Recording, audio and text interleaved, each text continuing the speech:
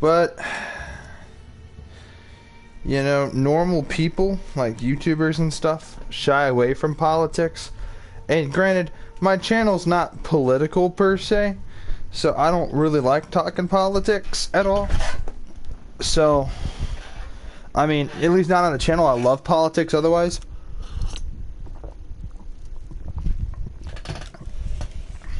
I'm very passionate about politics. So I thought I might address this. Because midterms are coming up, as well as my state representative. I just don't want Tim Ryan being my state representative because I don't think it's a fair representation of me, my neighbors, or Ohio for that matter. I think he's a bit of an idiot. I'll just get into why. Yeah, his debate tactic at that debate was pretty good. You know, he was throwing insults though at his opponent, which is something politically speaking is not professional. It's something you'd see Donald Trump do. Which, granted, if you're not Donald Trump, I mean, and you're into politics, it's different. And let me explain.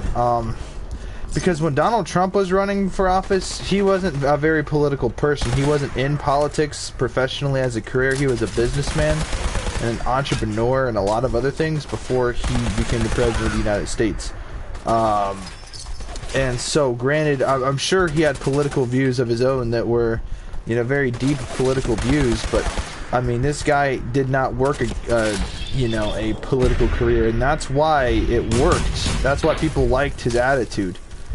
But Tim Ryan, nah, man, he's into politics and he's just following code. Like, you know, he wants to raise taxes. Okay, basically, here's the idea, right? You have people like Biden, the left. Alright, this is, I don't care if you're left or right, you know, I'm not going to discriminate against whoever. It's your opinions is your opinions. But, ultimately speaking, when you're going to increase taxing through various means, and that's why he's earned the nickname Taxing Tim Ryan, it's because when your plan to everything is, oh, just increase the taxes, that should just, you know, when we're trillions of dollars in debt to China because of idiots like Obama, Bush, and what do you call it? What's his name? The other one, Bill Clinton. When we're in trillions of dollars in debt to these because of these idiots, and here's the thing: George Bush wasn't the world's worst president ever, but he was definitely not the highest quality Republican president we've ever had. Yeah, he got us into the Afghanistan bullshit, and yeah, we had some pretty legitimate reasons of being there, but you know, ultimately I just want to say, you know, Afghanistan was one of the most unpopular conflicts, but overall we killed Osama bin Laden, which was one of the biggest terrorists at the time. And regardless of how you view 9/11, if you think it's a conspiracy or whatever your belief is on the matter, you know, regardless, when you're the person that is blamed for it and you killed Americans, innocent Americans, and risked the lives of first responders, the actions have to be met with consequences. So for Osama bin Laden, that, you know, the destruction of Al Qaeda was his consequence. And so, regardless, you know, we were promised that we would not negotiate with terrorists. That's what they promised us. And ultimately speaking, Joe Biden is not upholding that as a president. So somebody that is like Joe Biden, why would I vote for him, and why would I have that be the representative of my state? I'll tell you what Ohio needs, because, you know, I'm from Ohio, and this is an Ohio representative. Ohio needs someone who's focused on jobs, okay? Because right now, when we shipped all of our jobs to China, our unemployment went up, and we basically are slowly becoming Detroit.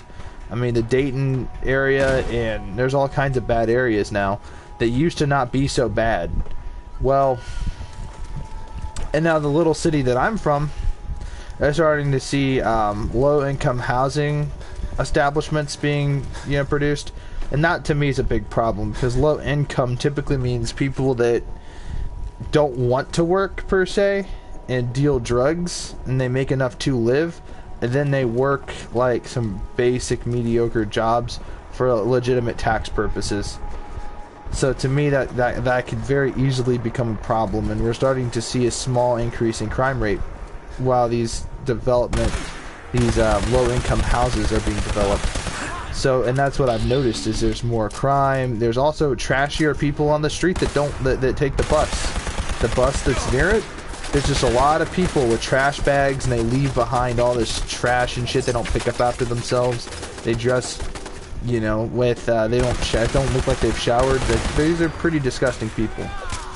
And it's nothing against poor people, because, you know, right now everybody's fucking poor.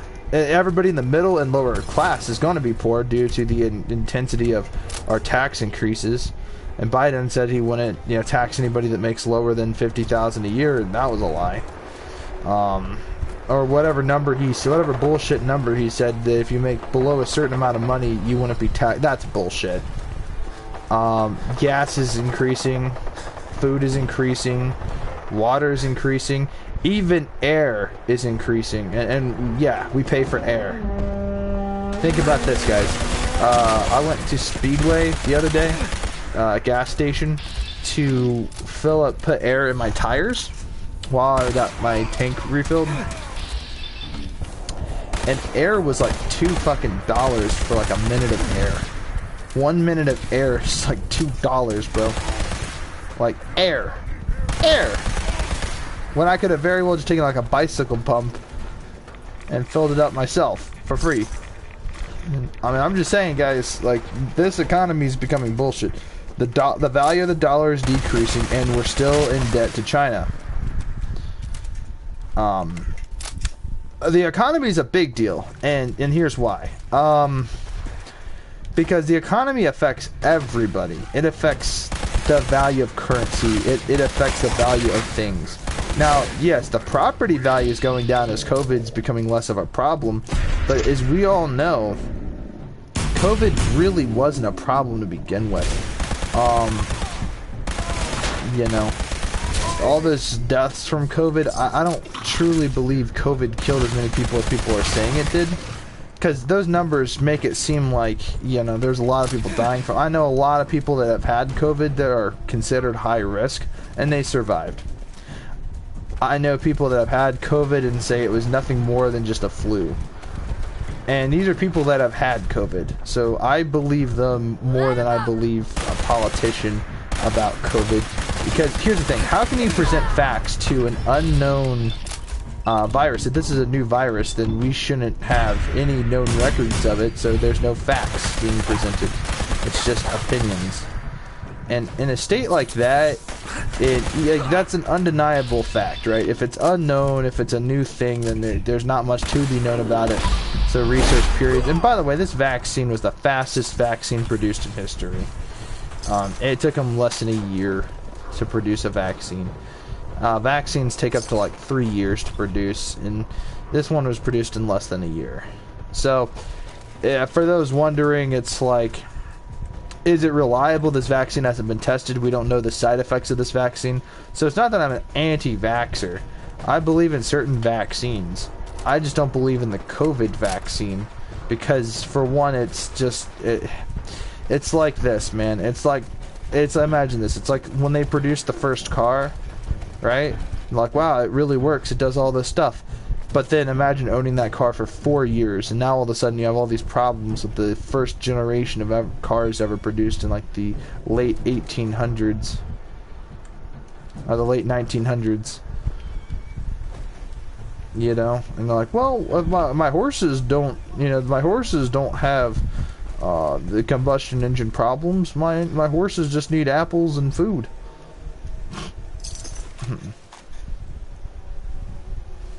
So there's just stuff to think about, and just remember this whenever you guys have to vote for your guys' state representative. Look at who's on the ballot. Research them. Research what they've done. What kind of, what kind of policies that they enforce, and see if they align with yours.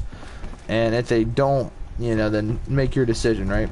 And then some people are like, I don't really care about politics. Well, then those are also the same people complaining about the current state of the world, but they don't care about politics. They're part of the problem. People that say, I don't care about politics, it's just all the same, blah, blah, blah, blah, blah, blah, blah. You should care because it heavily affects the state of our country. And it's because of people that don't care that are like, oh yeah, we'll just deal with it, it is what it is. Well, those are also the same people complaining that gas is like $5 to $10 a gallon. No, not $10 a gallon, but $5 to $6 a gallon. And it will eventually get to the point where gas will be $10 a gallon in the distant future. I say distant very loosely, as in probably 25 to 30 years from now, gas will probably be at $10 a gallon if we keep going at the current rate that we're going. Because if it's going $5 to $6 a gallon, it's only like $4 more. And when we say this, like, dude, if you're like me and you drive a BMW and your engine requires like a higher octane, I mean, people are like, I don't think octane really matters.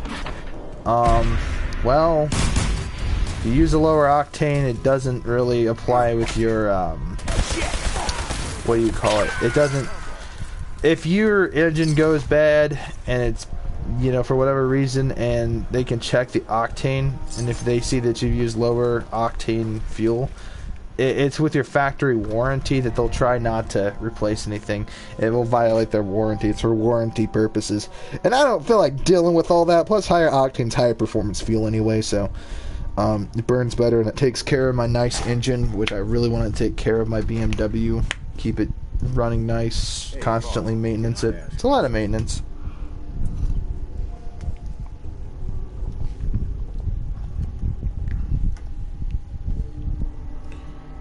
Sure thing, Gage. Okay. I mean, I was wondering. We've been running together for a while now. You ain't afraid to take what you want. And don't let anybody get in your way. Got more guts than most folks. I guess what I'm wondering is, why? What's behind all this for you?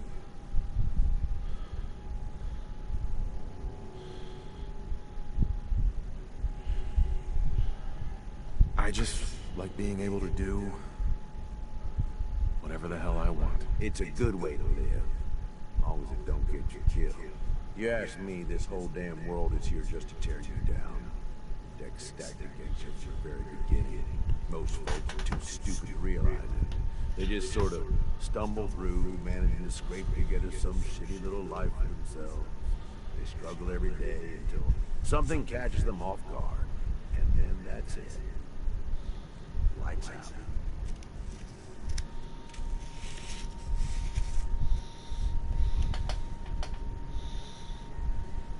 They can't help it. They don't know any better. That's what I mean.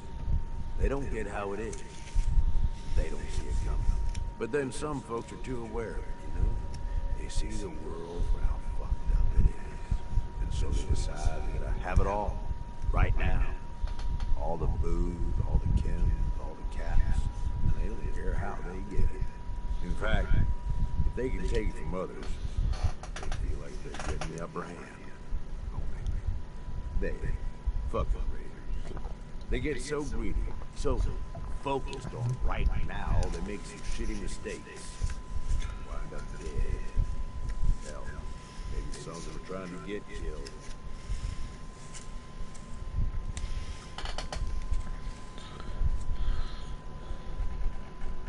Yeah. They're my kind of people. Yeah.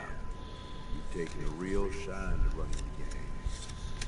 Hasn't gone unnoticed. These idiots need someone in charge. All these people. They either try too hard or not enough. Maybe not at all. I like my money folded, not rolled.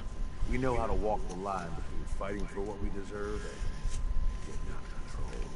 Don't know about you, but I had this shit figured out early. Grew up in your average crap old settlement with parents that meant well. Something stylistic, guys. Odd point. I like to carry more than $500 on me at all times, just so I could whip it out and be like, "Hey, you need money? Here. Watching you cower in front of some punk. I got money. It's an instant illusion. I ain't gonna end up like this. I'm not made of money. I save money, I spend money, but I carry money all the time. And my card. For emergency purposes. The world to know how shit works. Sure, it was a tough choice. You'd think so, but no, not really. Just seemed like what I had to do. I bounced around for a few years, taking whatever jobs I could to pay for food, one way or another. I was running for a caravan for a while. Did some scavenging, did odd jobs for settlements. No matter what, one thing never changed. When the raiders came through, everyone rolled over. Raiders took what they wanted, moved on. That was that. Didn't take long before I finally figured out where I'd really been heading all along.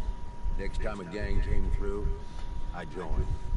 Worked my way up over the years, and now here we are. Running with you now? Seems like it was all worth it. You made the right choice, Gage. Yeah, I sure did. I'm just saying. It feels like you get it. Whatever you've been through, you can relate. Good to have someone like that around, as far as I'm concerned. Anyway, enough being sentimental, I suppose. Let's go kill some shit. Hey, could I have your ear for a second?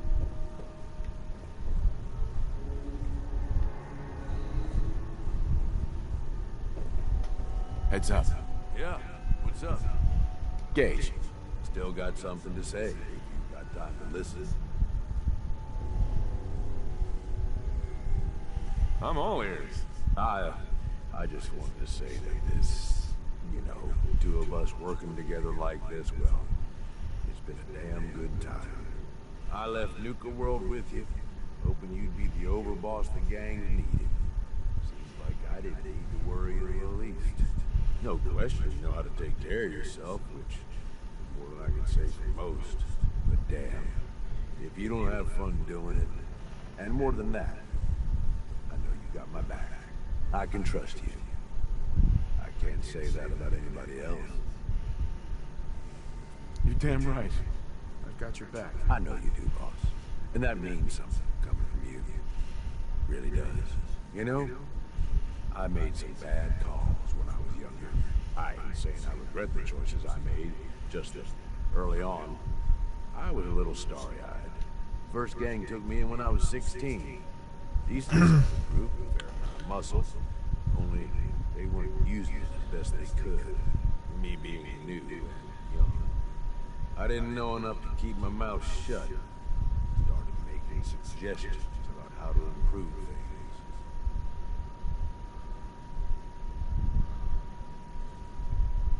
So, what happened? Well, eventually the boss approaches me. Connor, his name was. I don't remember what stupid-ass name he used back then. The Harvester or something. It was never as intimidating as he thought it was. Laughable almost. Anyway, at first I think he's pissed like I'm undermining his authority. But he actually listens to me. He takes my advice.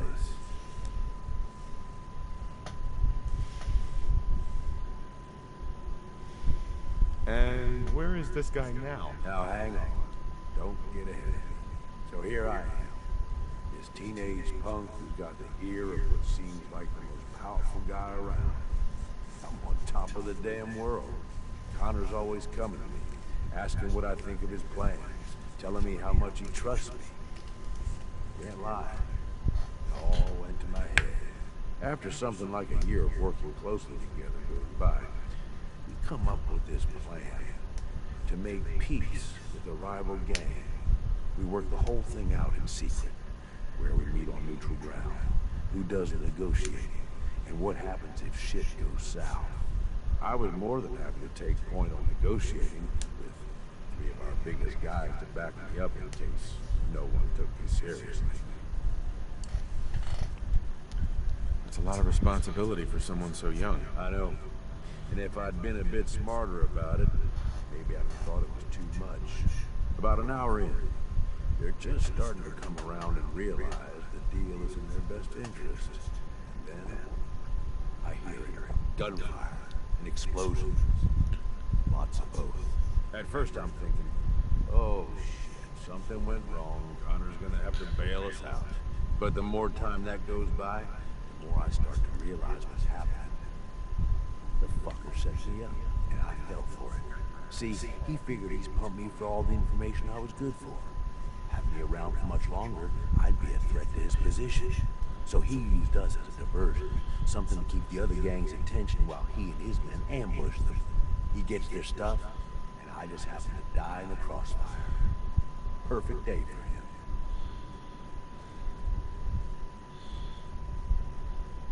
How'd you make it out of that alive? I'll be honest, I couldn't tell you. You know how folks say it's all a blur? Well, it really was. I find myself on the other side of this whole thing. Messed up, but alive. I can't go back. The one guy I thought I could trust tried to get me killed. Thought about going in and shooting, but that was just anger, revenge talking. And I knew where that would end up. So I moved on. Promised myself I was never gonna be that stupid again. Was never gonna trust anyone to do anything but look out for themselves.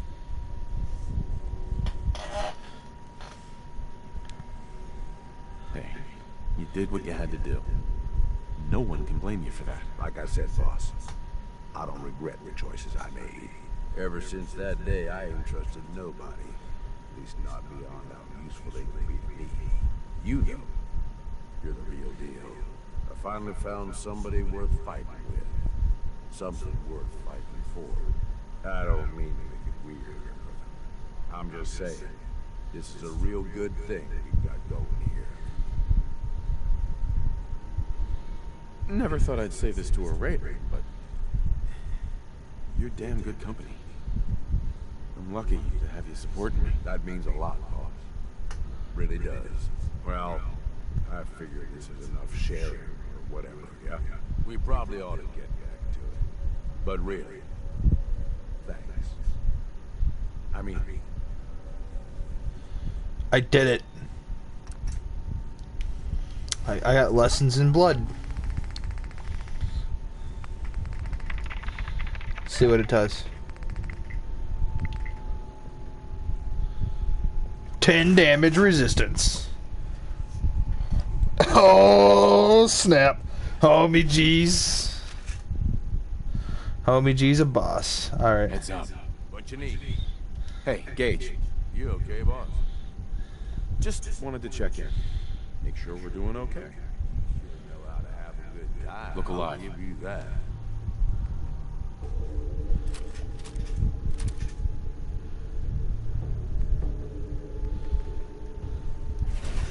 I wanted to know where things stand between us. We make one Look alive. running the... Look alive, Gage. It's time we parted company. Yeah. Suppose I need a break from actually having a good time anyway. You know where to find me.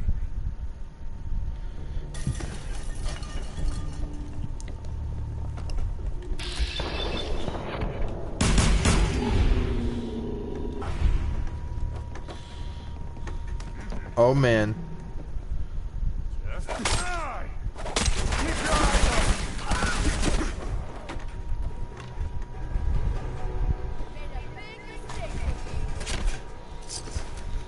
I don't take damage. Hee hee.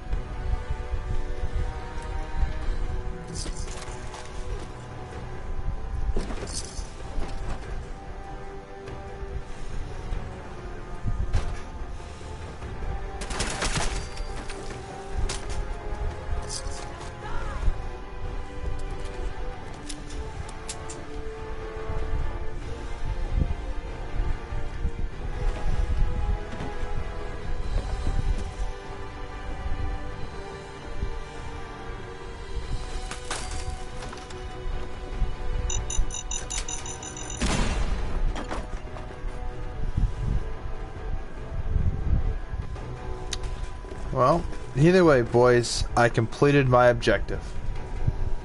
I have the perk Lessons in Blood, so with that being said, Destroyer of Arcadia, I will do ×4 damage. I reach 20%.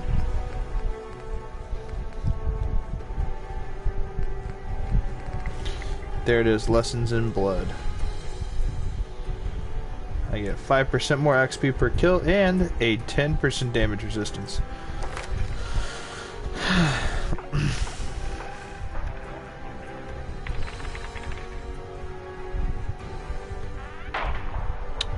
I honestly don't know what to do, man. Do I get better criticals? Well, I think I should. But at the same time, I think getting more critical, being able to bank more criticals is also extremely helpful. But it is what it is. I think, though, for the time being,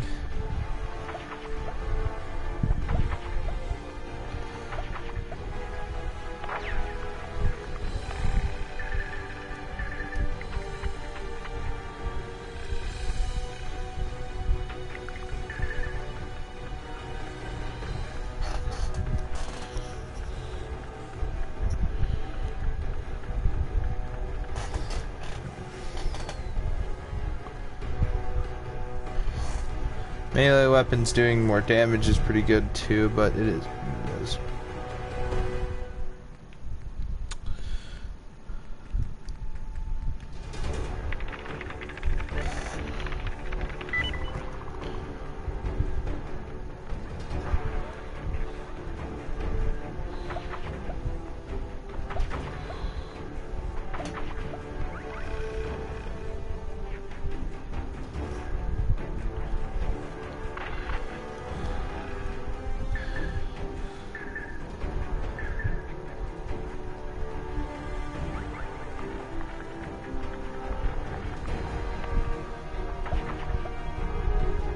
Full auto weapons.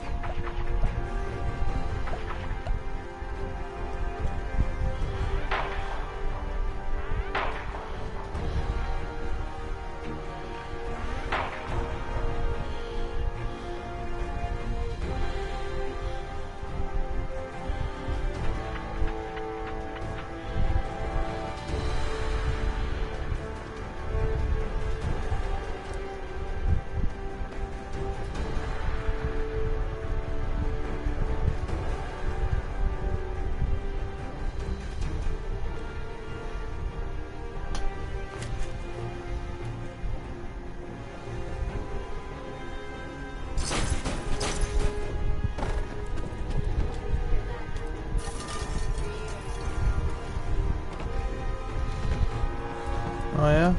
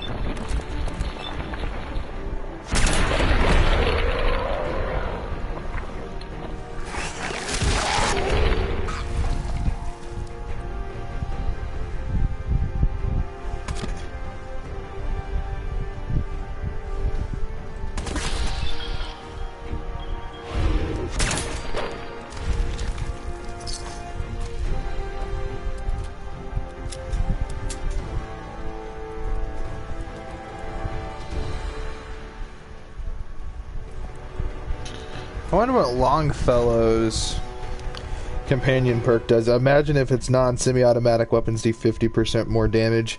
Then my shotgun and all my sniper rifles are going to be very OP.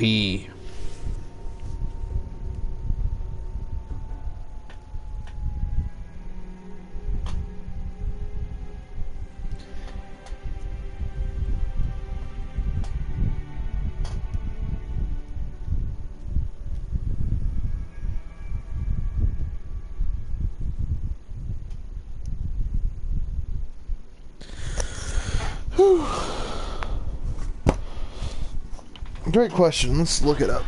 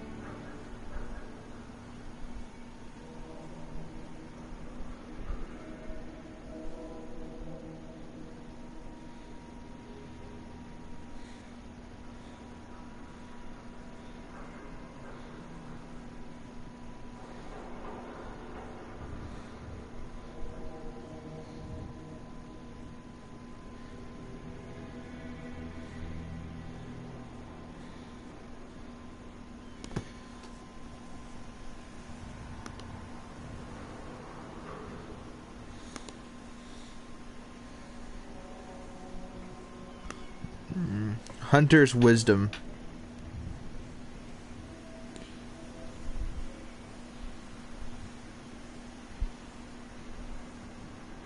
Reduces damage from creatures and sea creatures by 20.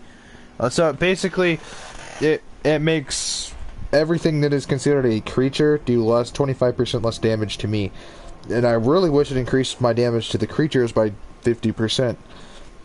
Because imagine Mirelurks get up in the way. Boom! With my shotgun. Boom, boom, boom. No, that's good. That's good to know. Well, let's see what we can do. What the hell is this Mirelurk doing out here?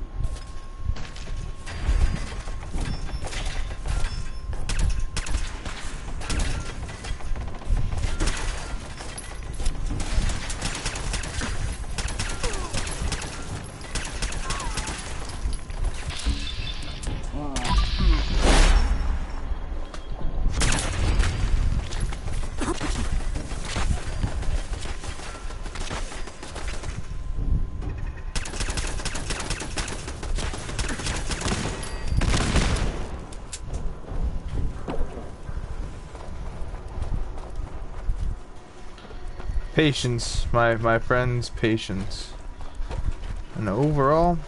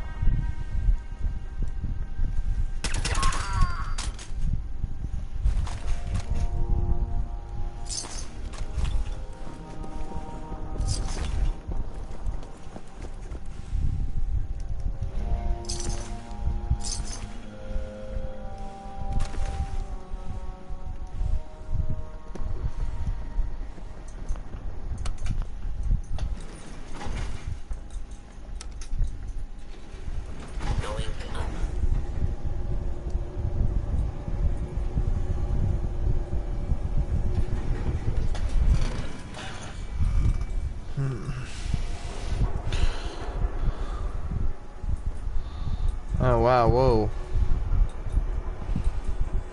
Ooh, right, whoa.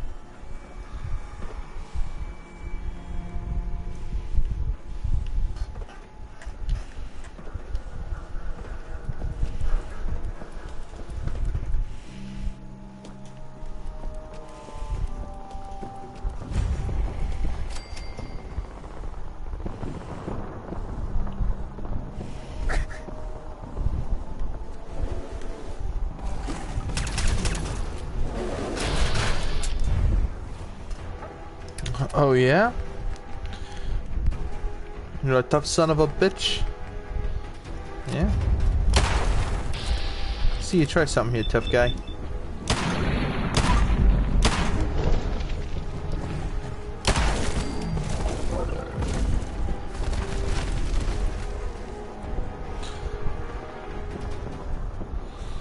Deathclaw Matriarch.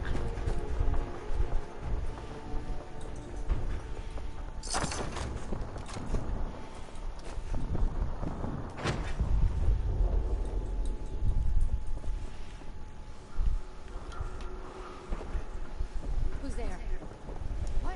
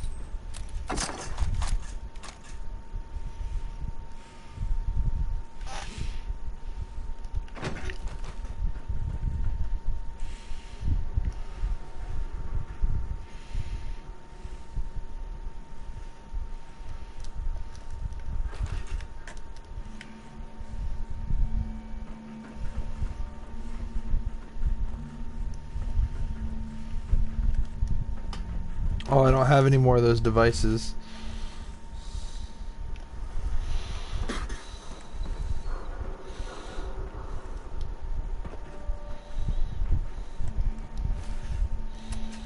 Okay, let's go to Hangman Alley real quick.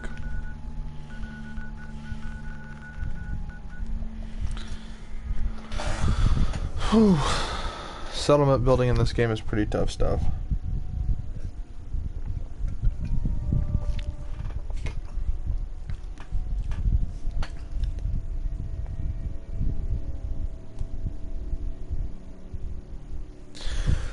I really want to romance Curie because her perk actually ain't too bad.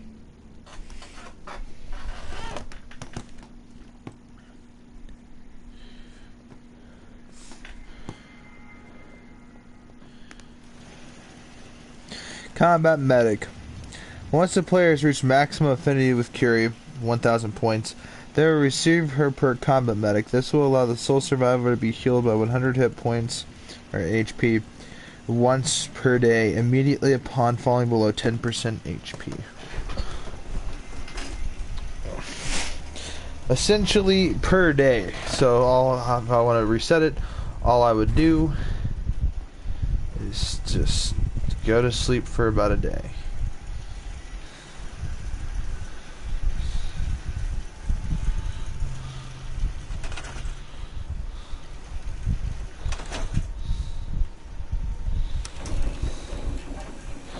And yes, I have built an elevator. Please do not ask why.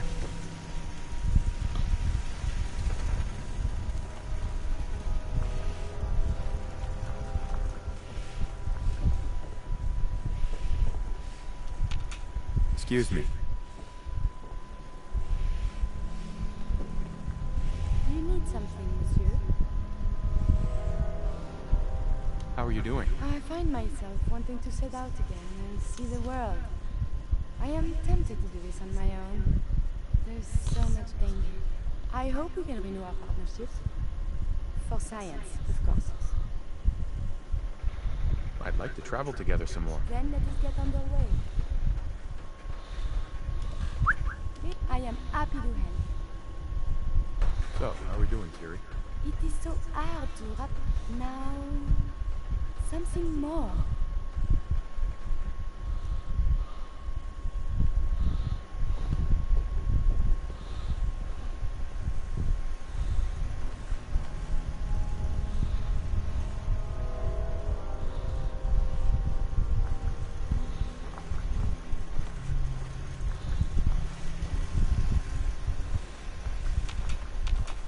Hey! Mind if we swap some things around, dog meat?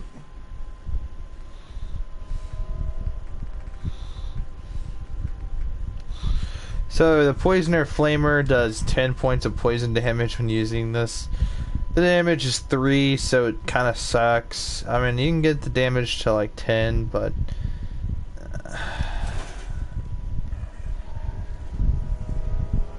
Come on, boy. It's time to go.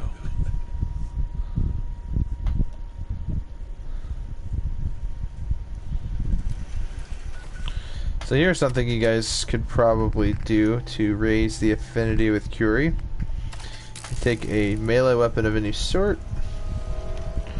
Go ahead and stab the shit out of dog. Brutal, I know. And Curie liked that. So, what you want to do is repeat this for an extended period of time.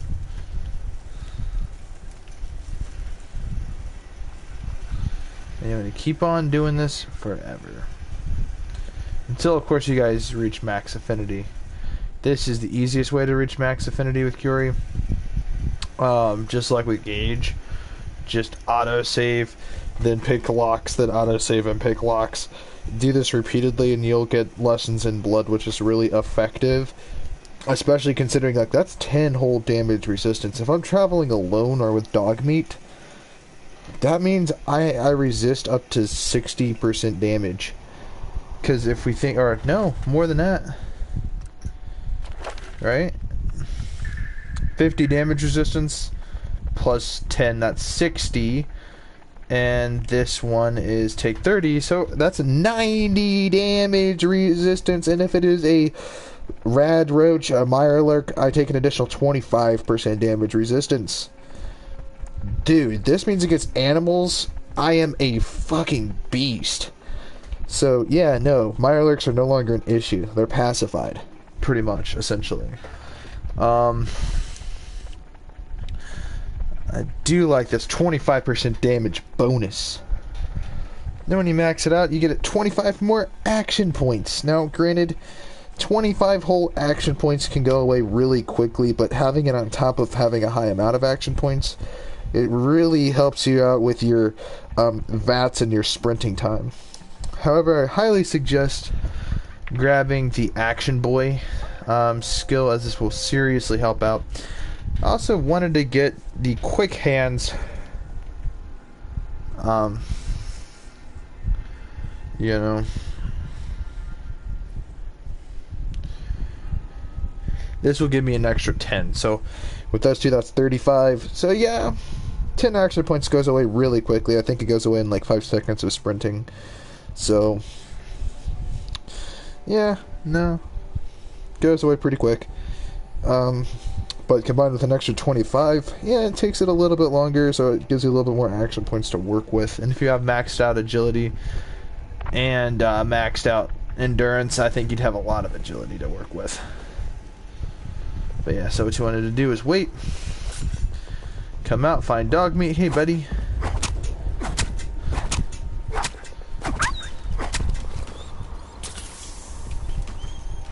Sure, you like that.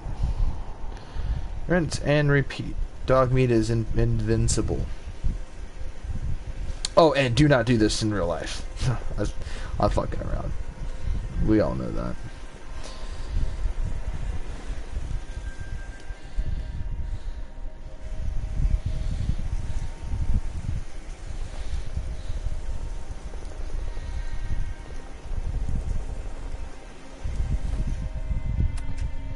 Graydon?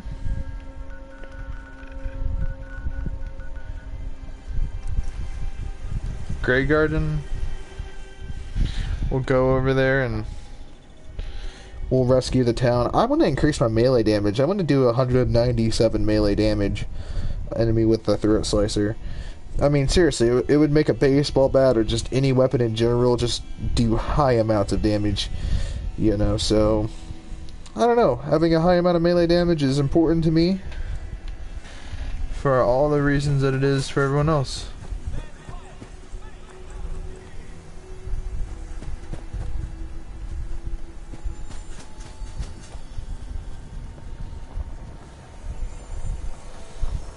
Yeah, so I'm at the Grey Garden.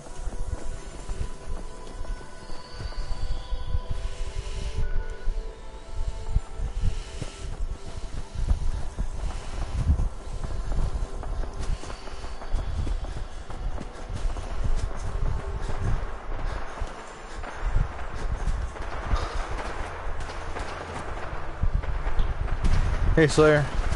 What's up, SM Stream?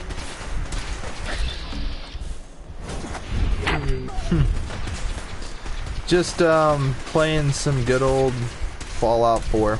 I got the Lessons in Blood skill and it is very overpowered. I love it.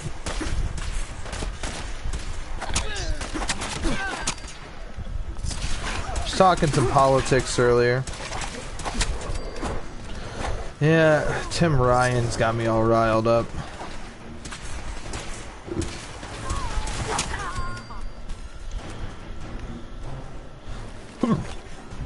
And I'm just saying, man, you can't increase taxes. And at this, while we're in an economic crisis. Like, and is he saying, I bet it's to help the government?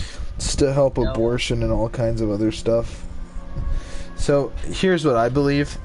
I believe that abortion should not be a right. Treat it like driving. Driving is not a right. You do not have a right to a car. You have the privilege to own a car. And privileges can be taken away. Rights cannot.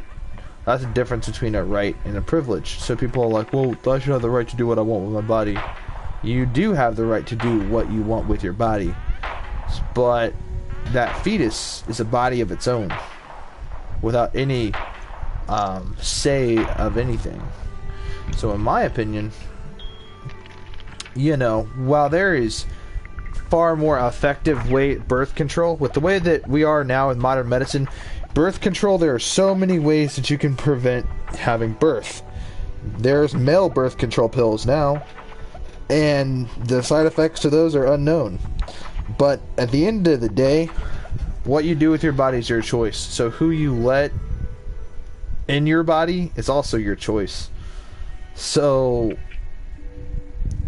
maybe you should have took some more birth control. Maybe you should have been more serious. But you just want to negate nature, you know what I mean? Yeah, well, a lot of people are saying, what if a woman's raped?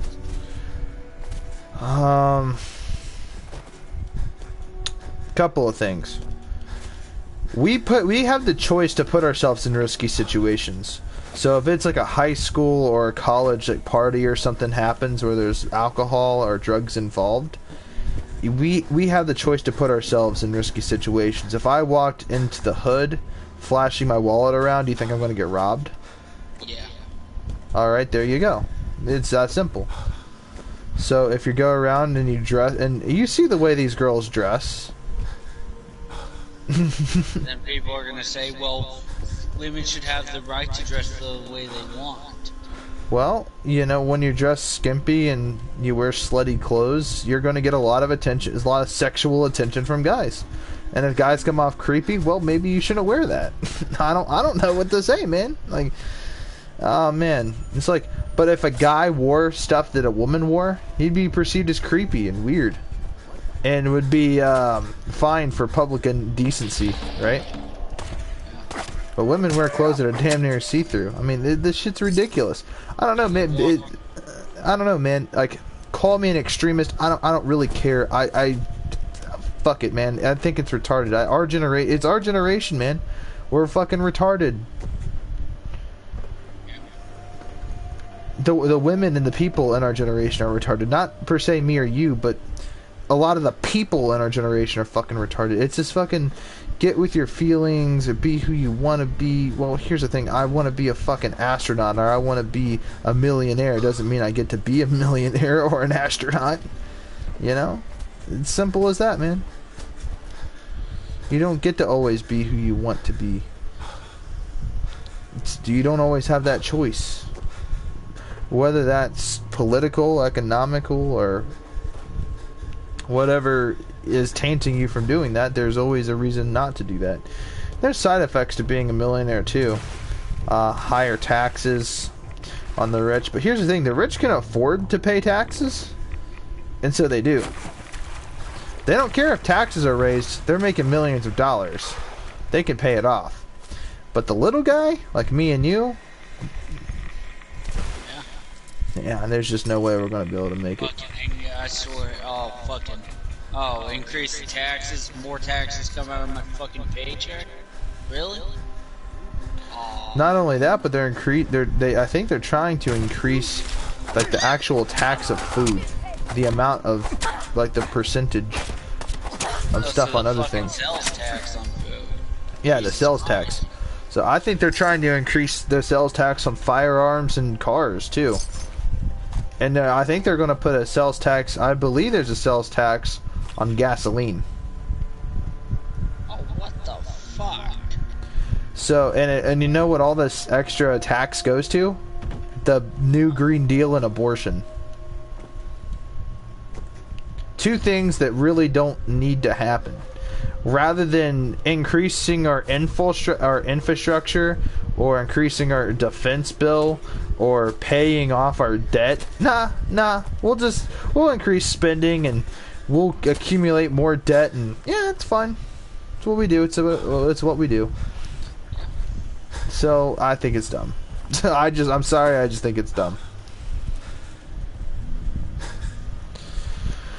Call me an extremist, I don't care. I love politics. If you supported, but if you were on the flip side and you were a leftist, everyone would agree with you because you don't support our system, the system that we used to have. There was nothing wrong with the system we used to have. That's the thing. There was nothing wrong with what we used to have. Like the 1950s, culture was different. You know, women didn't have sex before they were married. And that's why you had a lot of happy marriages in the 1950s. Divorce, people getting married and splitting, that wasn't happening on the way it happens now.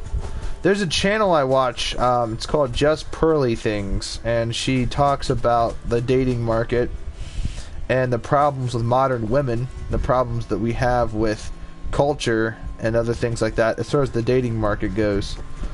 And so when we think about this, and then we take into account that, hey man, it's also it's politically influenced.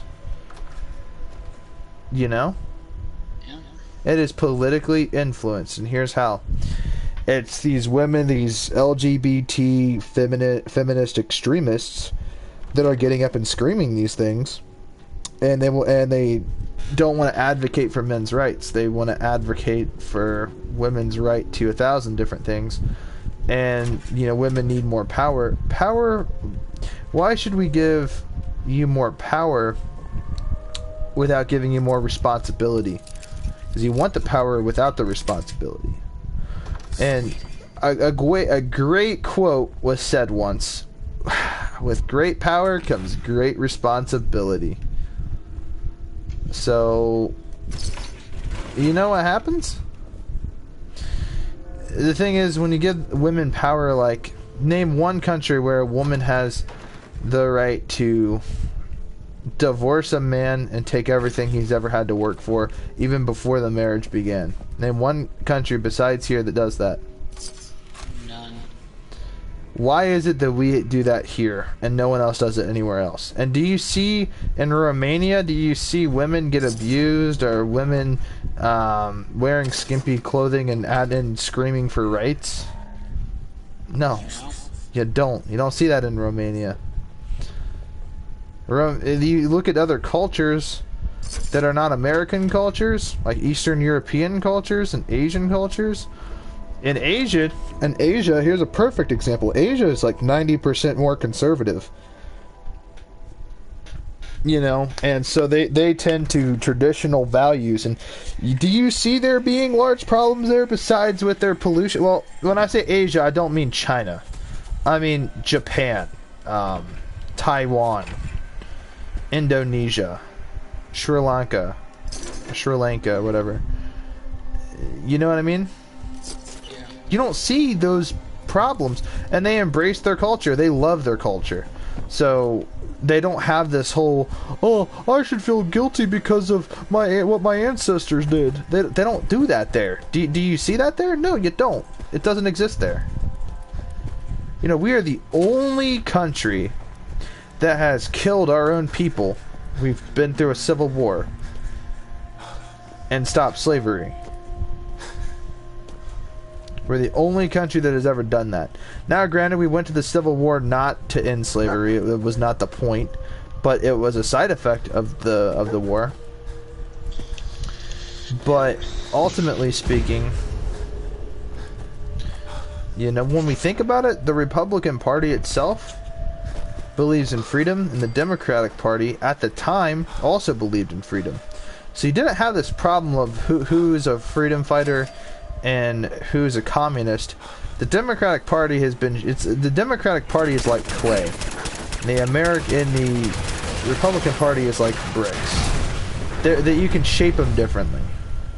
The Democratic Party, it's easier to shape than it is the Republican Party, because the Republican Party, to shape it, you need to chisel it, and you have to do all this other shit, and it's a lot harder to shift and shape, right?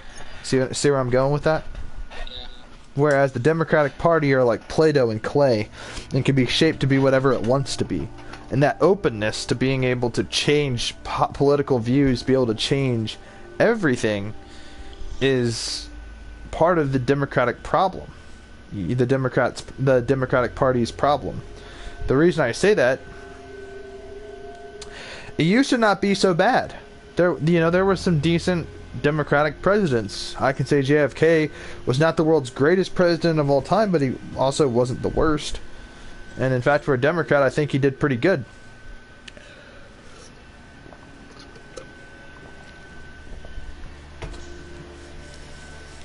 And Barack Obama, he's an example of a horrible Democrat. Joe Biden, example of a horrible Democrat. Here's a Democratic view. For everyone who loves drinking alcohol and smoking pot, the Democratic Party at one point tried to get rid of that. With, what do you call that shit? Prohibition. Like, these are all democratic beliefs. If you believe in taking my right to defend myself, the firearms, if you feel like taking that, you can take the alcohol. Then you can take this, and you can take that. And now it's a game of what can I take, and what can you give me, and how much can I take, and how much are you willing to give me. It shouldn't be like that.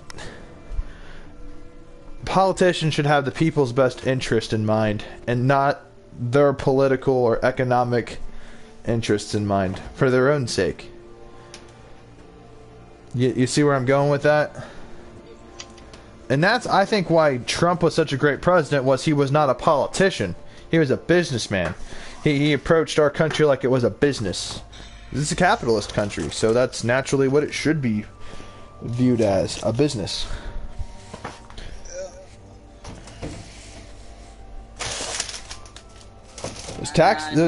Those taxes were pretty low. People weren't complaining. I'm like 90% sure Trump, all his money didn't go to him. Oh yeah, he didn't receive a dime while he was the president from our country. He used his own money. He had his own money.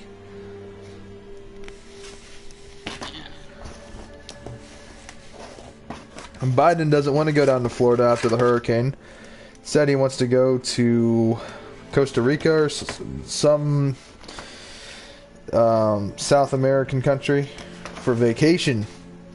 Why isn't he down there in Florida helping those people out? Why is he down there in Texas fixing the border problems? You know, why isn't... I can go on, but I don't feel like I want to.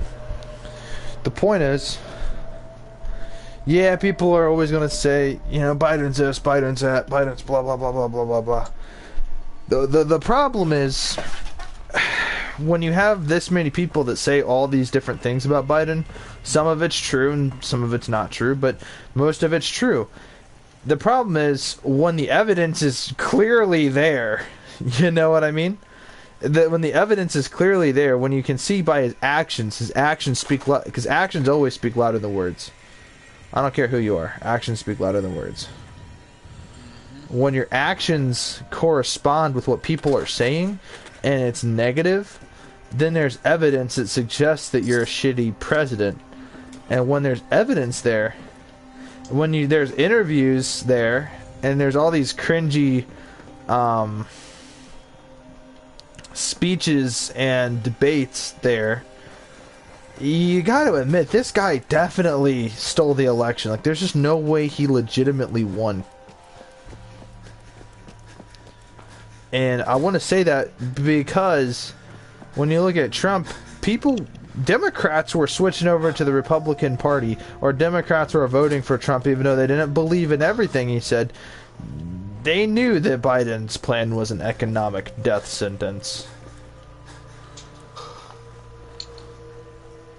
And remember, for the longest time, everything was on a boat. No stores actually had stock.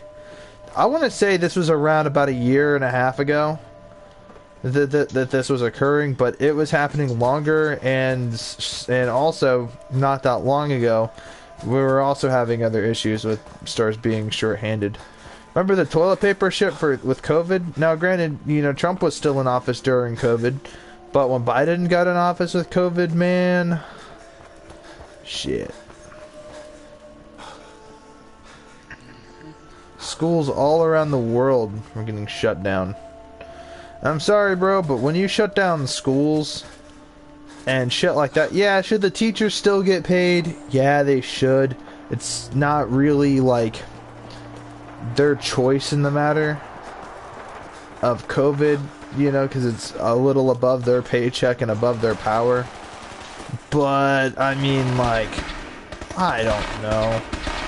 When you've gone months without working and you're still getting paid, I mean, like, oh, well, we teach from home now. We do Zoom meetings. I don't want to hear all that. Some kids don't learn like that. And now you got kids that are graduating high school and shit like that without actually having to work for it. You know what I'm saying? Like, they didn't have to take no crazy exam. They just had to exist and had to attend some online bullshit. Nah, man. Like, I don't really know how that went down. I graduated during COVID. I was supposed to graduate early. And so they put me in a hybrid program where I would go to physical school and do online classes and still do tutoring. I was going through all these loops and hoops and all this bullshit, and I still managed to graduate somehow. And I still question the legitimacy of my graduation, about my diploma. Like, it really doesn't feel like I've earned it. Like, there's still shit I don't know. And it's like high school really didn't teach me everything I was supposed to know when I graduated. I'm sure you could say the same. Actually, let me ask you that. What's your opinion about high school? Do you think it really prepared you for adult life?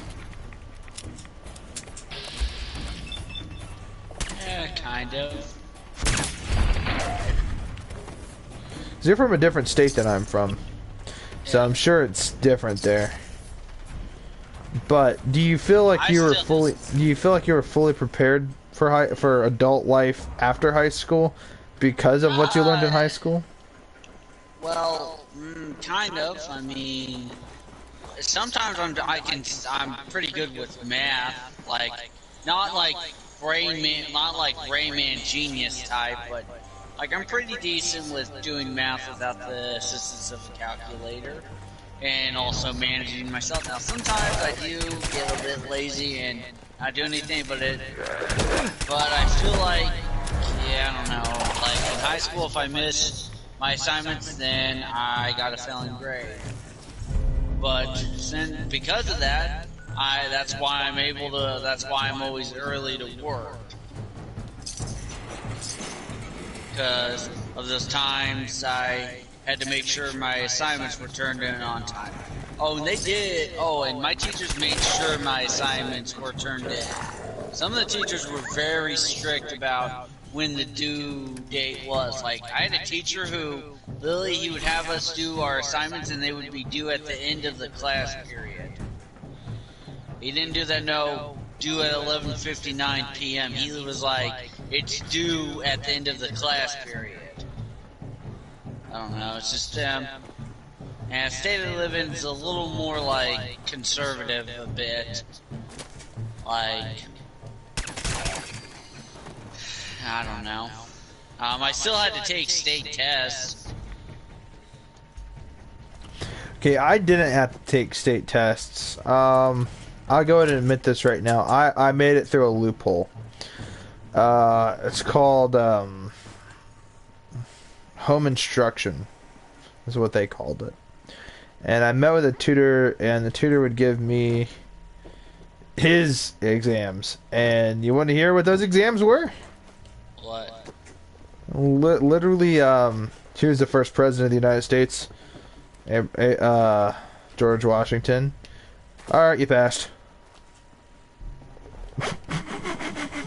No, I actually had to take a state agriculture test because I had a bunch of agriculture classes. Now, I didn't pass with like an 80 because part of it was because a lot of the questions on there weren't like based off my school, but I still, by my school standard, I still got a pretty good grade considering half the stuff I had to guess on. Yeah. My teachers, see, I made a 60 on it, but to my teacher, since some of the material on that wasn't known, they didn't teach me that in school, they said, it's actually really good, it's actually surprising that you even made a 60, like a 64 on it, because of some of the material that's on there, because some of that stuff they hadn't taught in class, but a few of those questions I knew just offhand. Yeah. The other thing was, so I don't know how your high school was, but back when it was still high school, the teachers would just hand you fucking packets, and then they would sit there on their fucking phone with their cafe latte, and they'd slurp on it, and then they'd have you do your packet, walk all the way up to her desk, drop it off in a turn-in, I don't want to call it a bin, but it was like a turn-in thing. I don't know, it was like one of those little shelf things, you know, where one shelf is labeled in, the other's labeled out. It's this little metal thing. My high school you'd put like yours that. in, or you'd put yours complete, and then, you know, basically then they just go over it, right, if you missed an answer or not, then they'd hand it back to you, and that was pretty much it, man. They didn't really, like, get up and teach anything. That's just me being honest.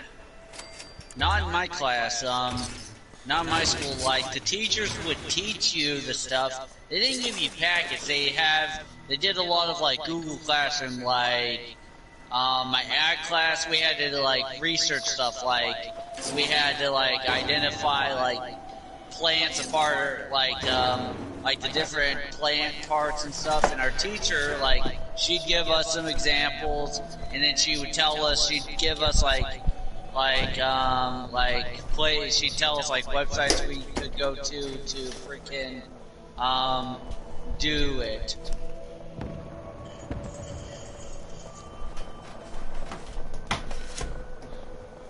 Now, but most of the teachers would like go up and like teach and do like a 20-minute lecture or whatever, or like they would do a quick lecture, but they'd make sure to get in all the important details, get in as much as they could on the whole, like what we were doing, and then they'd explain what we'd be doing in class and stuff, like how we would do it, how it worked and stuff. Die, you fucking mongrel. Okay, what is this Thomas guy doing? Where is he at? Where is he at?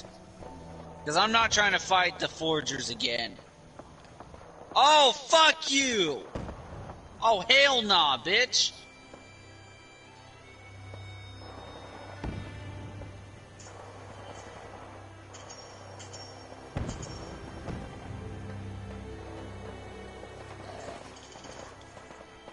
Oh, hell nah, bitch!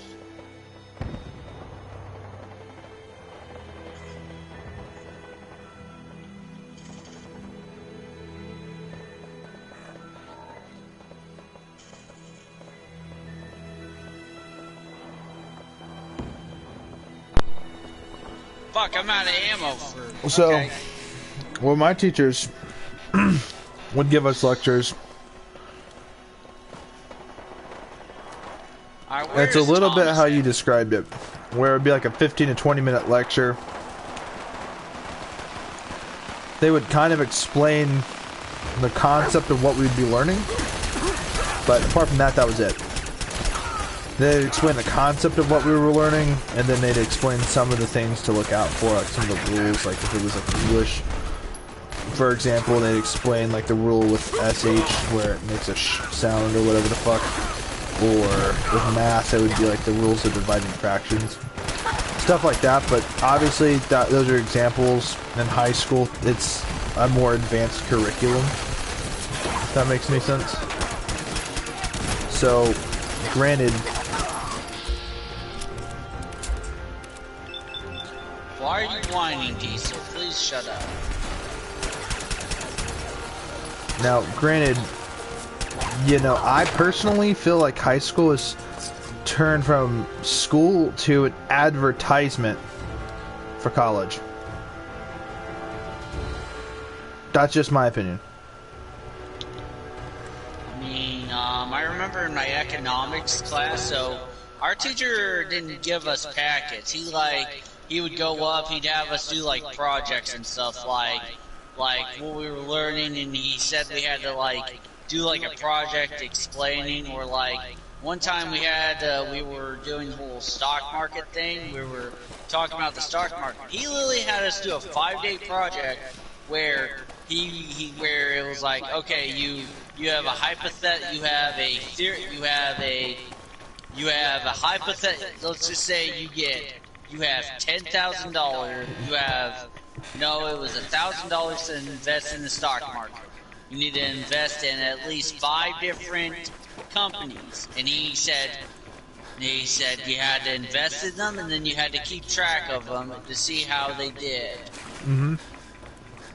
It was really interesting. I saw how, the stock market, so for me, one of the companies I made a hypothetical investment into was a Snap-on, just to see. And actually, no, it was like every day we had to check on our stocks to see how it was doing. Mm-hmm. It was actually interesting. Yeah, the goal is you want to buy low and sell high. That's just the stock market game in general. And, with companies that are already like highly established, like Snap-on, it's more a guaranteed investment. But it depends on the state of the economy if it's even worth investing in. You know what I mean? Or I'm trying to remember, we had to go over something to do, I don't remember, but we had to create a poster almost, but it had to include stuff for the subject. We had to take magazines and put out like, oh, it was about like production and stuff. We had to take magazines and basically cut out, and it actually showed me to look for like what's used as a intermediate good and what's used as a final product and what's used as like a raw product. Or like my ag classes, we had to do a dendrology notebook. Like we had to get samples, we had to explain like what the plant name was. And my teacher, my ag teacher, actually told us. She actually taught us ways to remember how to identify plant species and stuff. Move, Thomas!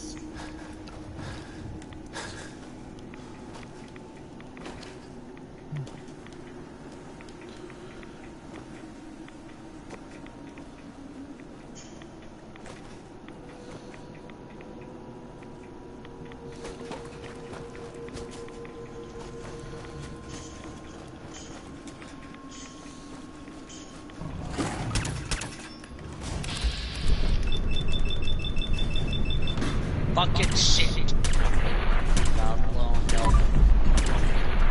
Let me eat some.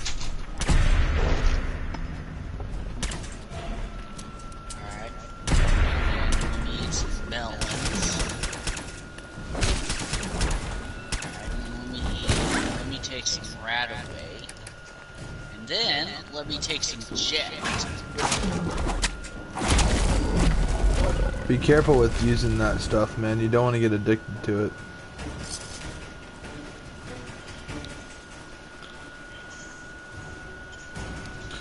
I mean, jet's overpowered. I agree, but you never want to get addicted to jet. It'll like decrease your perception, I believe.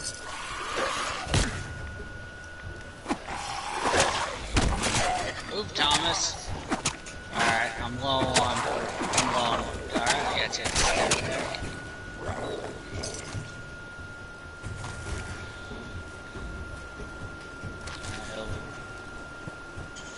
I wonder how many viable blood samples and technical documents I have. If I have a whole bunch, I bet you can sell them for a large profit. Haha, I use my fucking laser Gatling. That takes forever. I try to loot as much ammo as I can so I don't have to buy it. But yeah, man, when you get into the stock markets, you tend to read newspapers and read online articles, and you tend to watch the stocks like 3 times a day. And you tend to watch the news as well.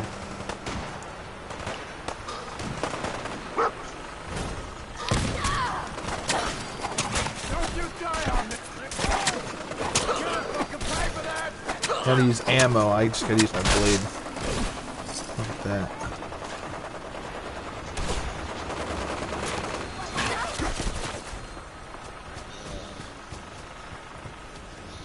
Haha. Dude, I kinda like using the laser Gatling. It's kinda fun to like, if there's just a shit ton of enemies, it's kinda fun to use. Plasma infused Gauss rifle. Oh my gosh, dude, I'm lucky as shit. That's pretty neat. Jack, why don't you get out of the way and let me like I like to kind of like look around and see what I can find. Medics. I like to pick up desk fans just because, you know, they have the gears components. and stuff. The screws and gears, yeah, it helps you work on your guns.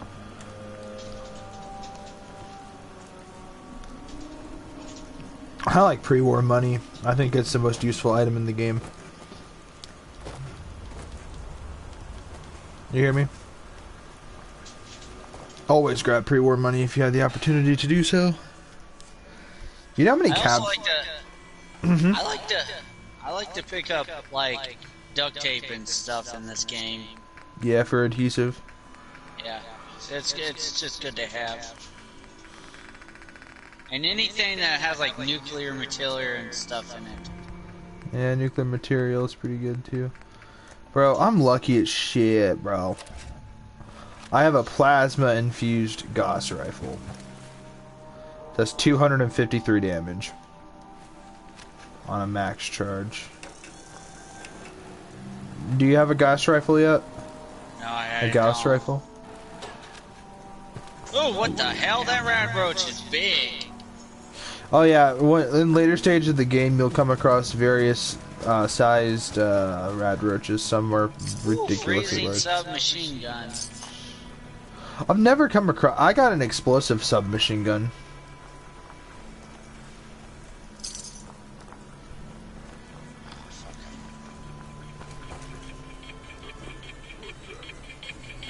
Fusion cells. I'm just gonna take a sea captain's hat, just because I want it. Got it. Alright, they're dead. That's the final straw. Nope, nope, nope, nope. That's the final straw. That... No. That is the final straw. The good intention? What is this? Critical hits cause targets to frenzy. I have no idea how that's beneficial. The prototype up 77 limitless potential has unlimited ammo capacity.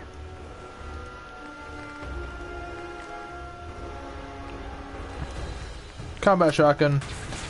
Alright, we're going to town. Nope. I have a super powerful combat shotgun. It's a marksman shotgun. Yeah, mine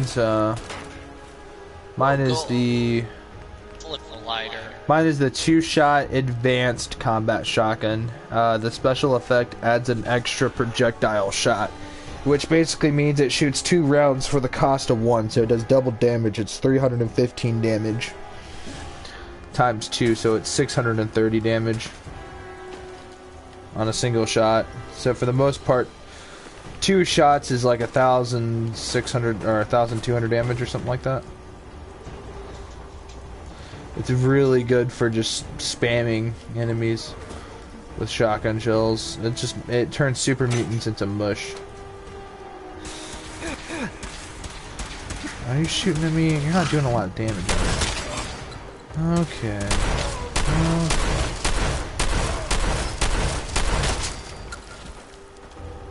Oop, you blew up, buddy.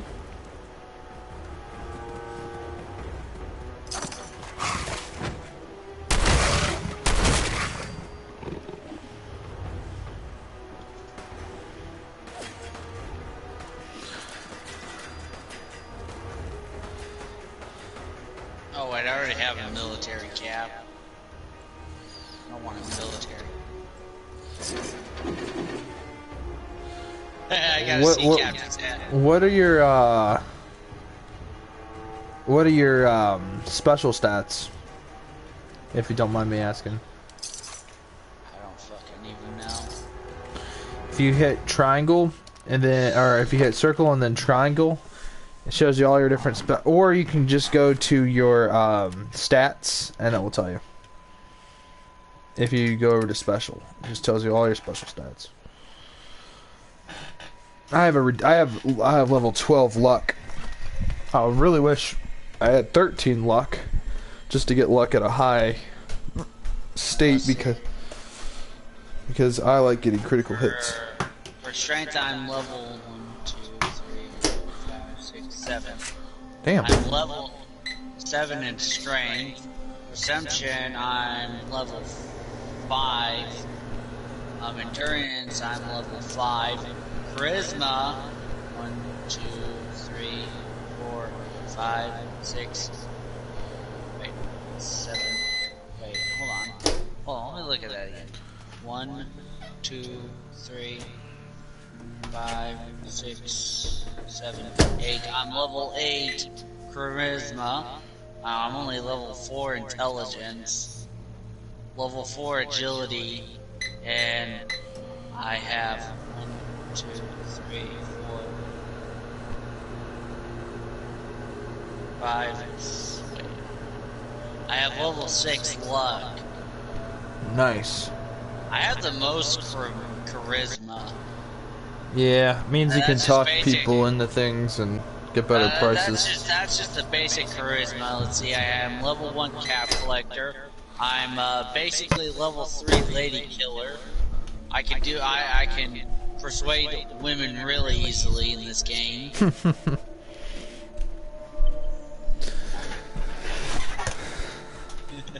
Like they are like I could like it's easy to persuade women. Mm-hmm. And then I have attack dog, level 1, and then I have local leader, level 2. And as far as endurance goes, I have life giver, level 2. And then as far as perception goes, I have awareness, level 1. I have locksmith, level 3. And then for strength, I have, I only have blacksmith level 1. And then let's see, for intelligence, I am level 2 gun nut, level 2 hacker. And for agility, you know, I'm level 3. I have the commando perk at level 3. I have the sneak perk at level 1. I'm just working on getting all these perks leveled up and stuff.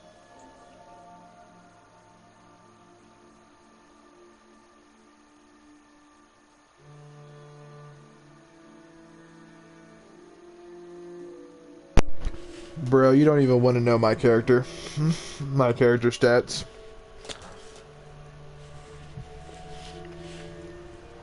Now, granted, I wear items that increase my stats mainly. So the champion's right arm increases agility and perception by 1. Destroyer's helmet increases charisma and intelligence. Fortifying alloy metal left leg increases strength and endurance by 1. Mantis left greave agility and perception by 1. Nuka world gazer shirt and jeans increases my luck by 1. Red bandana for no reason. Sharp welded raider left leg increases my charisma and intelligence by 1. Wastelander chest piece increases my agility and perception by 1. Wedding ring doesn't do anything. My welding goggles increases my perception by 1.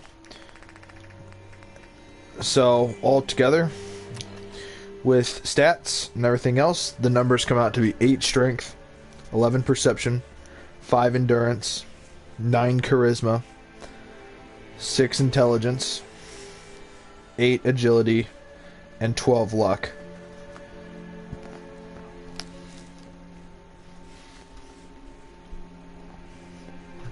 I don't know how overpowered that is to you or not, but to me it's pretty OP.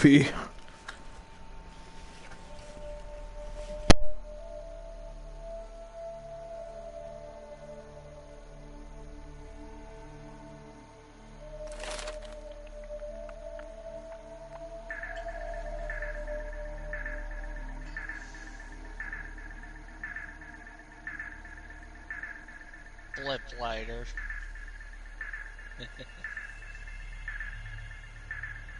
Collect as much ammo as I possibly can. Teddy bear in a wheelchair, as per usual. There's just teddy bears everywhere. There are teddy bears everywhere. I have the screenshots too.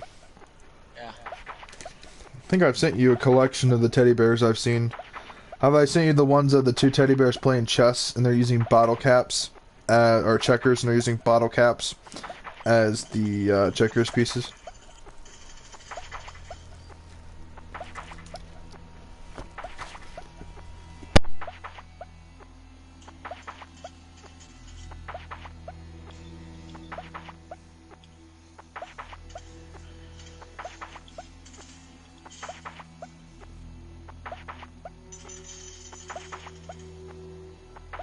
Fuck, I'm low on health. Shit. Alright. Let's see.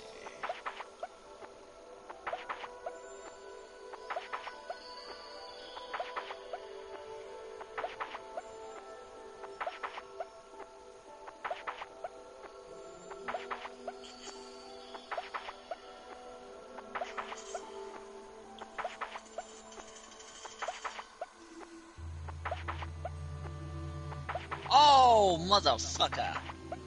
That is some bullshit. Oh my god. Goddamn, $35 for a magazine. Jesus. Oh man. And IRL, like a gun mag? Or like an actual, like, magazine? In the game.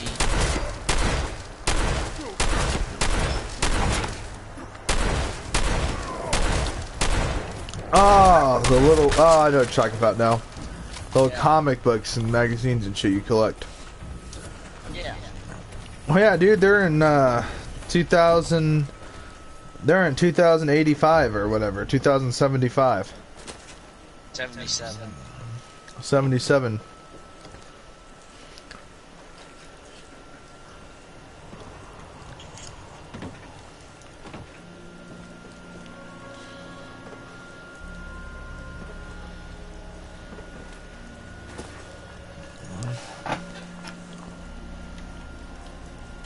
Man, dude, I keep hearing reports that Fallout 76 is getting bigger and better. And I don't know if that's true or not.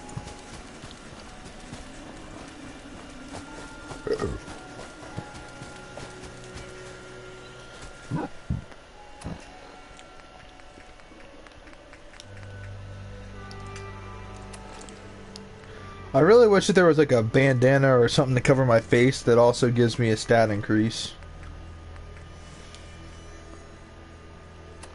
Oh shit, I wasted my side now. Go ahead, I'll go clear out the enemies. Thank you, I'm clearing out the damn enemies.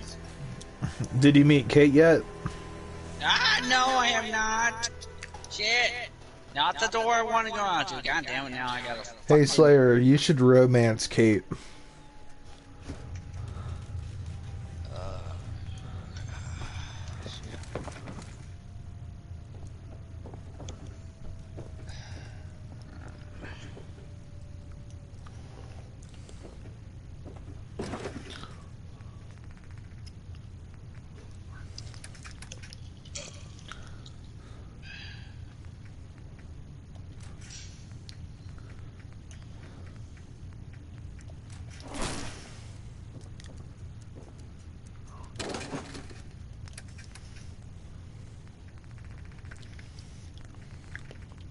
The Ghoul Slayer shish kebab.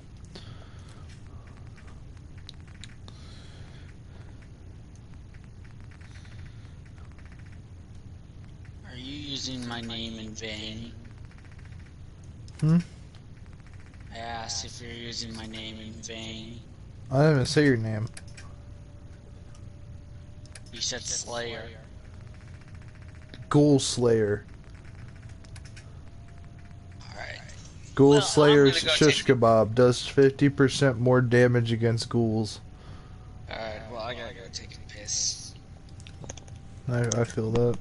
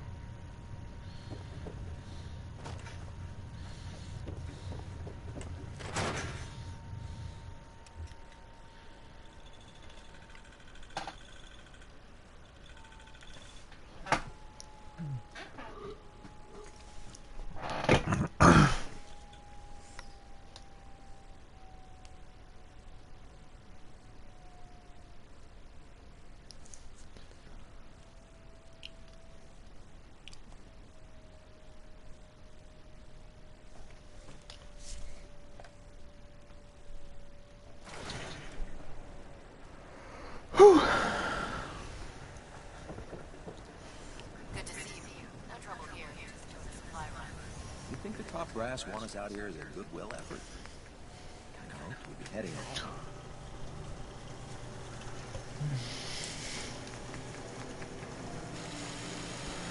Increasing the accuracy by 71. What's up? I'm back.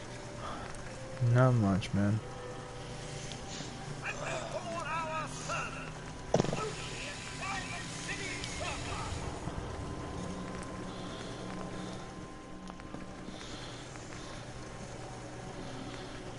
What do you want?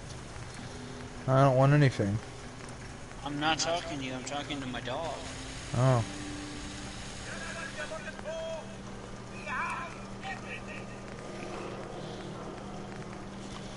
Improved automatic barrel.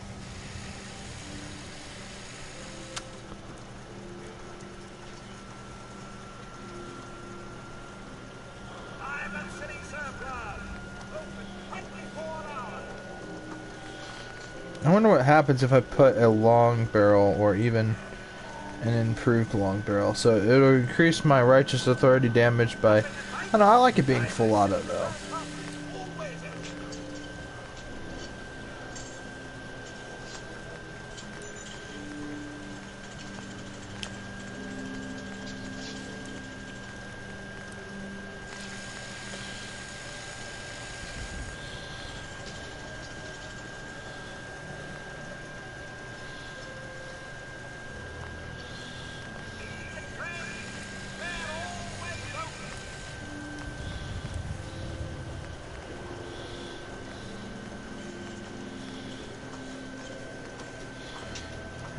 Recoil compensating stock increases my accuracy with my 2-shot advanced shotgun by 9. And also reduces my recoil. And the thing is, if I put a compensator or a muzzle brake, if I put a compensator, it will increase my accuracy by 10. So if the other one increases the stock itself, the recoil compensating stock increases it by 9, I'll be at 19 accuracy with the shotgun, which makes it way more effective in bats. And if I swap my sights with something like a short scope or something, that's pointless.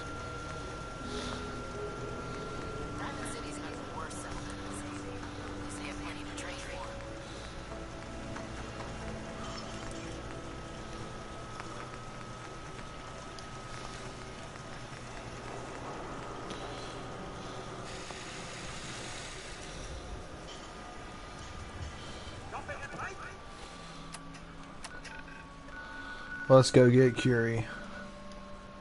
Because when I max affinity with Curie, the thing is, I have the potential to romance Curie, but I've already romanced Kate, so I'm at a position where I'm going to be faithful, so I'm not going to romance Curie. Or Piper, but I will max out the affinity. Do you think that's a good choice, Slayer? Yep. Stay true and stay loyal. Even though I could totally do both. Because one's a synth and the other's a human being. Do you need something, monsieur? I don't know. I'd like to travel together some more. Then let us get under. No, I kinda do when I romance Curie, though.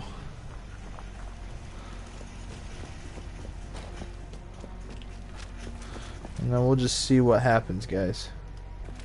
I might create an alternate save.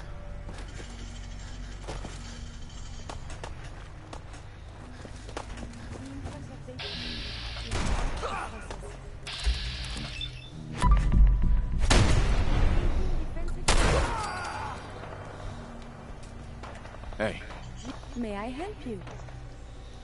is everything all right between us? I'm still adjusting to everything.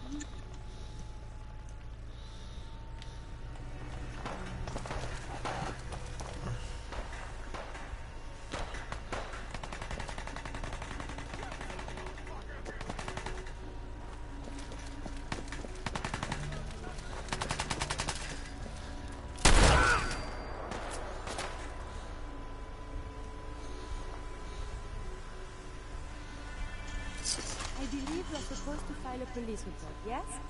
We may not be alone.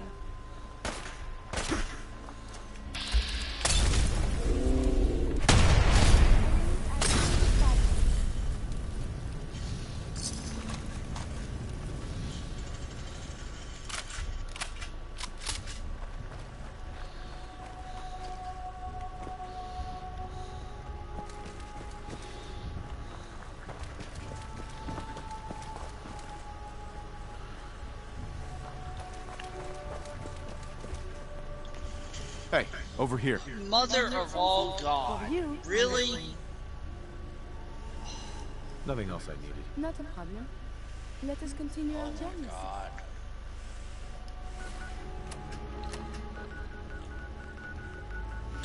So she uses a laser rifle. Did I give this to her? Hey, I don't know. Here you are. Hey, this Because I don't remember giving her ammo for it.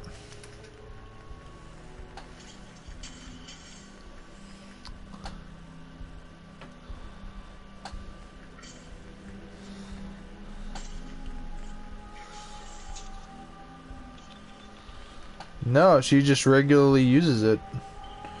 Not too bad, honestly.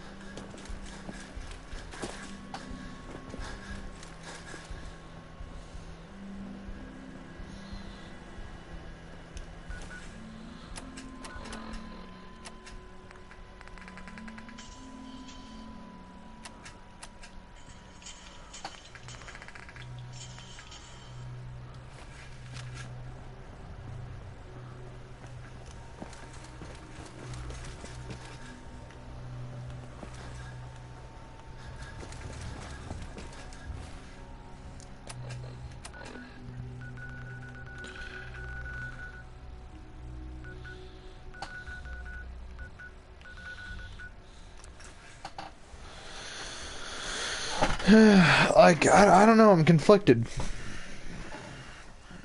Because Curie's not an actual, like, human being, she's a synth. So I feel like if I romanced her, it wouldn't really be legitimate, you know what I mean? But at the same time, I feel like it's still, like, the implications of that are still kind of wrong. I've already romanced Kate. And I feel like if I romance Curie, it's like, I don't know, it takes away from that value. You know what I mean? But on the flip side, our character's wife is dead. So, you know, it's kind of like, at this point, it's like, do whatever you want to do. It's still like, if I do that, it's still wrong. So I feel like I don't really want to romance Curie now. I don't know, it's conflicting. Because it's kind of cool.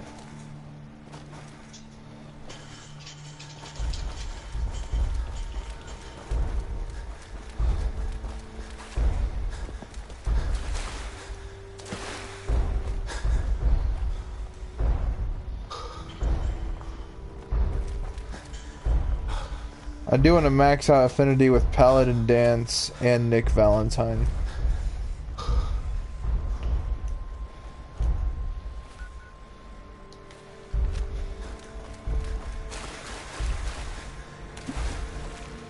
Nick Valentine would make hacking a lot easier, you know what I mean?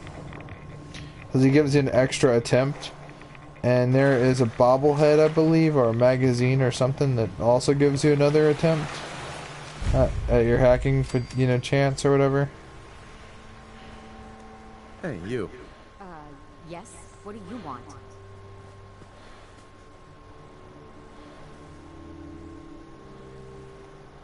Are you the one in charge around here? About as much as anyone, sure. Now you want to tell me what it is you want?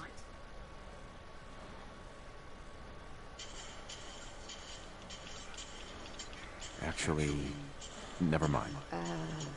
Okay.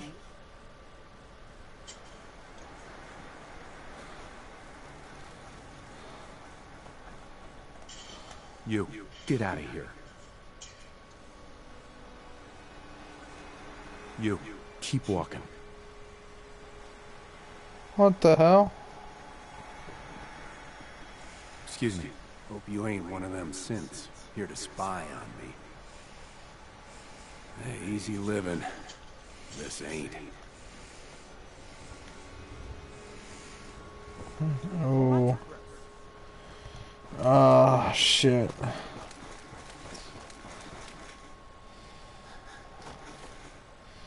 Alright, let's go to Nuka World. We're gonna put an end to this Raider scum. Which means we are gonna kill Porter Gage.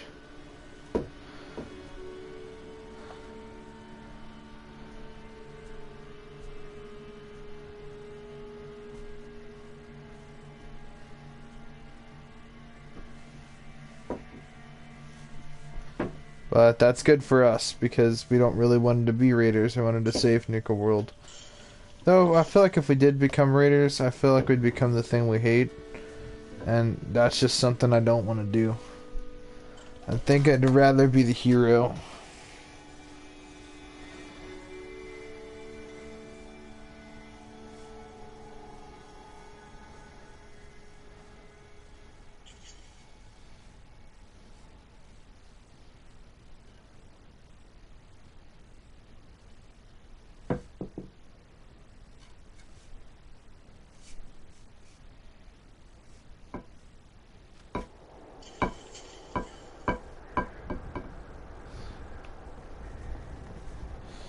Like, who do I talk to?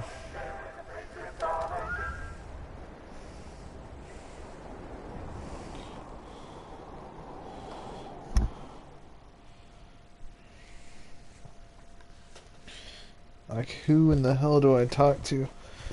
Let's see, Nuka World, I'm gonna look it up.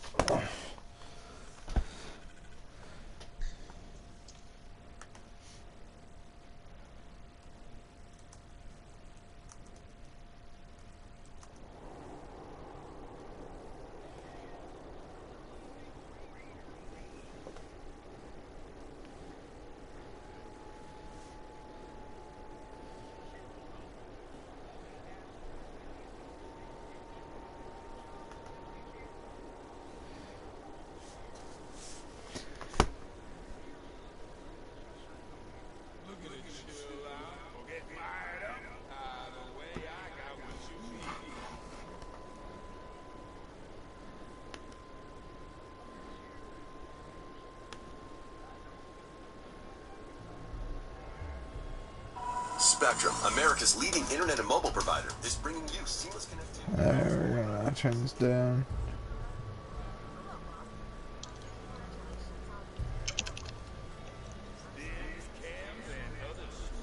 Mackenzie.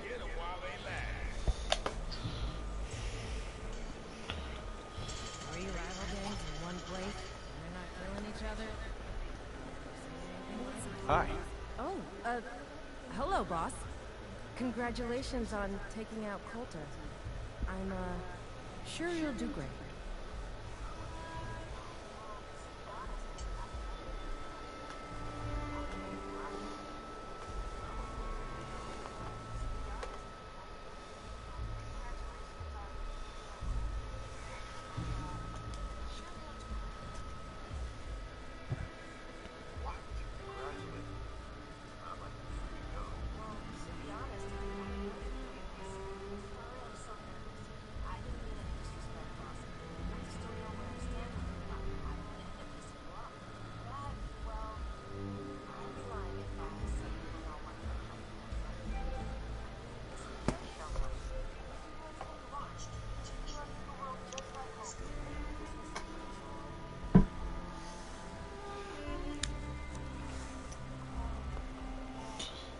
Why would you congratulate me?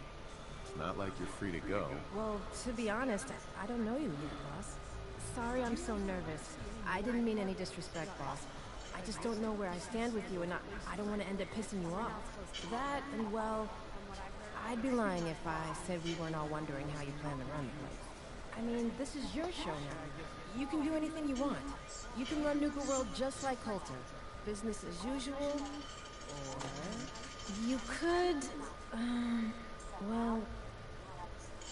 Just when I thought things couldn't get any worse. Oh, hello, boss. Congratulations on taking out Coulter. I'm, sure you'll do great.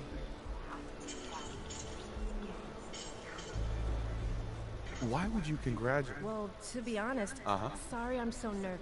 That, and well, I'd be lying if I said we weren't all wondering how you plan to run the place. I mean, this is your show now. You can do anything you want. You can run Nuka World just like Coulter. Business as usual. You could...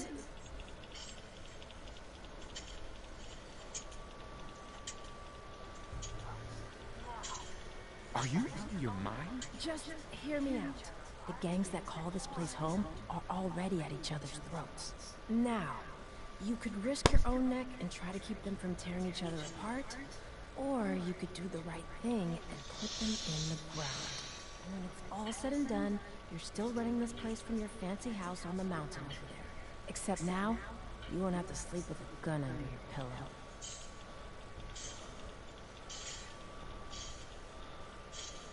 I'd have to kill all of them? No, of course not. If you're serious about this, then you'll have to take down the leaders of the gangs. That means putting a bullet into Nisha, Mason, Mags, and Mags's brother, William. Once you do that, the gangs will collapse and Nuka Town goes back to being a free trading post. I should, probably stop talking about this out here. Just keep what I said in mind. Anyway, I'm the closest thing to a doctor around here. I treat everyone. Raider, trader, traveler. All right, boys. Well, here we go.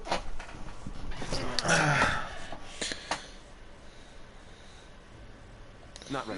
Very well.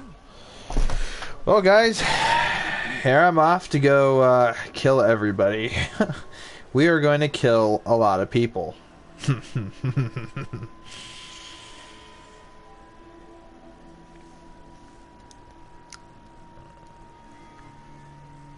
The first person we're going to go ahead and kill is Nisha.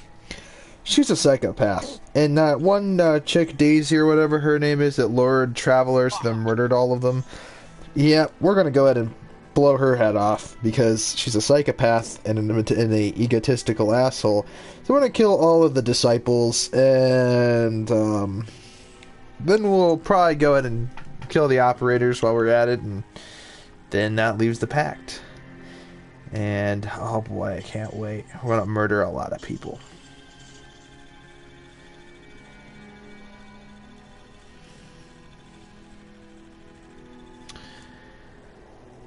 We get to kill people. I'm excited.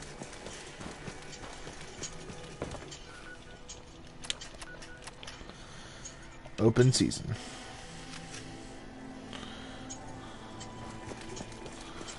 Well. Ah! Killed that motherfucker with a switchblade. I'm a gangster.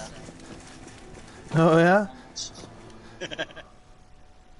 Uh-oh. Not really a gangster. An error had occurred with the following application.